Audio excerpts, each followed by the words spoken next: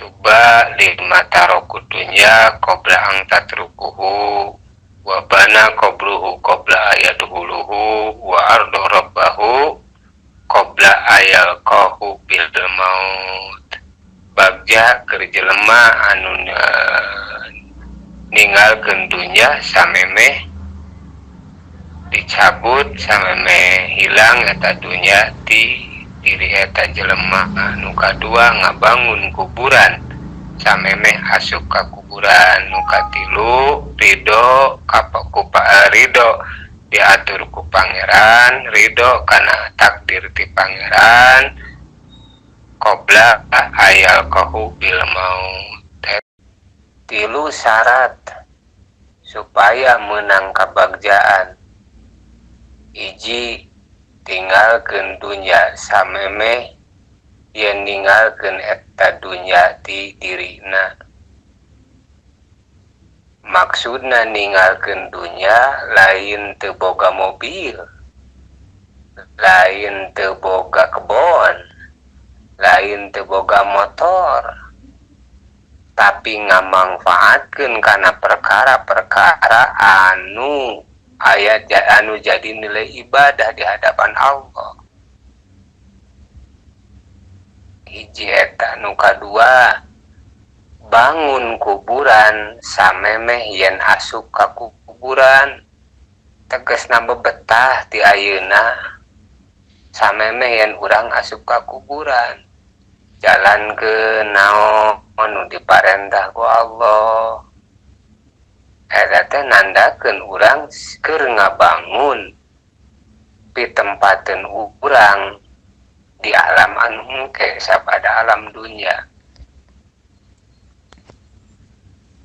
Sing ridho diatur ku aturan Allah. Ketika ridho diatur ku aturan Allah, ridho ku panyarek di Allah, mangka bakal bunga eta jalma samemeh panggih jeung Allah.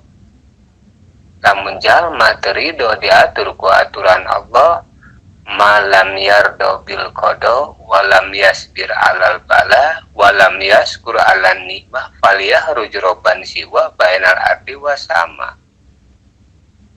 Ditundung ku Allah ge jelema teu ridho kana qada kana pamasi ti Allah mah. Ditundung ku Allah teu sabar kana aturan Allah. Saur Gusti Allah, pek teangan pangeran salian ti kami jeung anjeun kudu kaluar ti minas samai wal ardi, langit jeung ti bumi dek ka mana pilumpateun urang. Ciri jalma anu ditundung ku Allah bingung, teu aya tungtung, susah, teu aya papadana. Eta ciri jalma ditundung ku Allah. Tancepkeun lamun urang hayang bunga di kuburan bangun di ayeuna kuburan. Lamun urang hayang bunga di dunya tinggalkeun dunya samemeh dicabut. Lamun urang hayang bunga engke panggih jeung Allah sing daek sing ridho diatur ku aturan Allah. Insyaallah bakal bagja bakal bunga ngan ieu teh babari dicaritakeun susah dijalankeun. Upami urang teu meunang pertulungan Allah. Kumaha carana urang supaya menang pertulungan Allah? Sing getol isti'anah, sing getol dawamu sahabah. Dawamu isti'anah jeung dawamu sahabah terus babarengan isti'anah mentang tulung ka Allah. Dawamu sahabahna terus jeung babaturan teu eureun-eureun silih wasiatan. Isti'anah hungkul jul dawamu sahabahna pincang panan.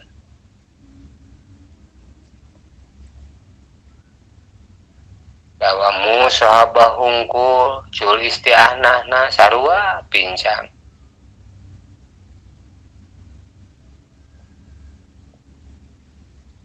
Eta itu mana?